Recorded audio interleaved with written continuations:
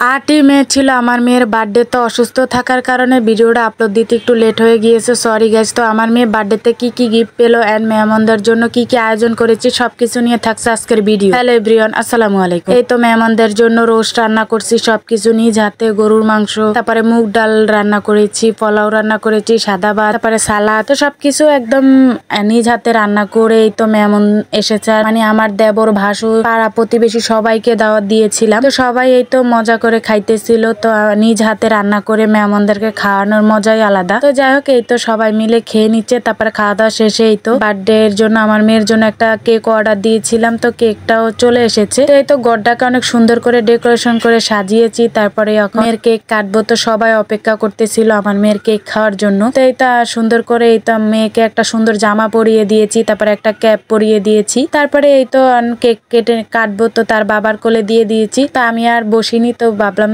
আমি একটু সরে দাঁড়াই, মানে আমি এত কাজ কাম করেছি, মানে একটা ভালো জামা কাপড়ও পরতে পারিনি। তো যাই হোক, কিছু করার নেই। তো মেয়ের বাবার কোলে দিয়ে দিয়েছি আর আমি সাইড থেকে ভিডিও করতেছিলাম। তো এই তো কেকে আগুন ধরিয়ে দিয়েছে। তো এই তো তাদাম মানে পার্টি স্প্রে দিয়ে পুরো মানে ভরে ফেলছিল। তো যাই হোক, এটাই আনন্দ মানে বার্থডেতে। যাই হোক, এই তো আমার মেয়ে ভয় পেয়েছিল, কিরে কি পড়তেছিল। তারপরে এই তো তার বাবার সবাই মিলে এই তো কেকটা কেটে নিল। তো আমার মেয়ের 1 বছর পূর্ণ হয়েছে, তো তার জন্য এই আয়োজন। তো সবাইকে দাওয়াত দিয়ে খাওয়াইয়েছি আর কেকও কাটিয়েছি। তো সবাই খাওয়া দাওয়া করে বাসায় চলে গিয়েছিল। তো অনেক গিফট পেয়েছে। তো এই তো প্রথমে আপনাদেরকে একজোড়া নূপুর দেখাই। তার মানে তার বাবার ছোট ভাই আছে, তারপরেরটা। তো তাকে একজোড়া নূপুর গিফট করেছে। তো তারপরে অনেকগুলো টাকা পেয়েছে। তার আরো চাচারা দিয়েছে, তার চাচা 4 জন, তার বাপেকে নিয়ে 5 জন। তো 4 জন মিলে অনেক কিছুই দিয়েছে, টাকা দিয়েছে 2 জনে, তারপরে একজনে নূপুর দিয়েছে। তারপরে এটা দিয়েছে আমাদের পাশের রুমের মানে আঙ্কেলে একটা গাড়ি খেলনা,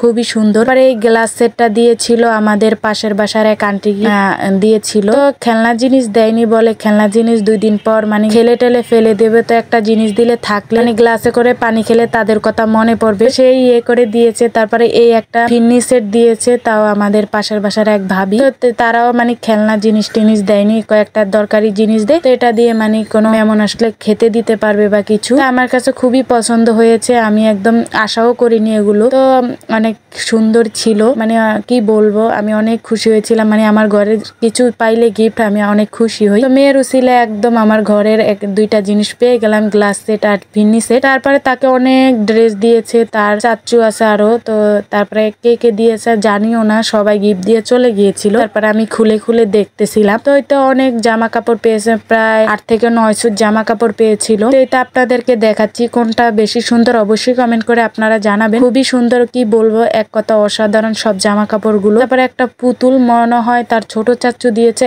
এখনো পর্যন্ত আমি না জানা এই পুতুলটাকে দিয়েছে, আমার মনে হয় তার ছোট চাচ্চু দিয়েছে। তো যাই হোক, তারপরে আরো 3 চুট কাপড় চুপুর পেয়েছে। তো অনেক অনেক অনেক গিফট পেয়েছে। তো এই ছিল আজকের গিফট। তো গিফট গুলা কেমন হয়েছে অবশ্যই কমেন্ট করে জানাবেন। তো আজকে এই পর্যন্তই, সবাই ভালো থাকবেন, সুস্থ থাকবেন, আল্লাহ হাফেজ, টাটা।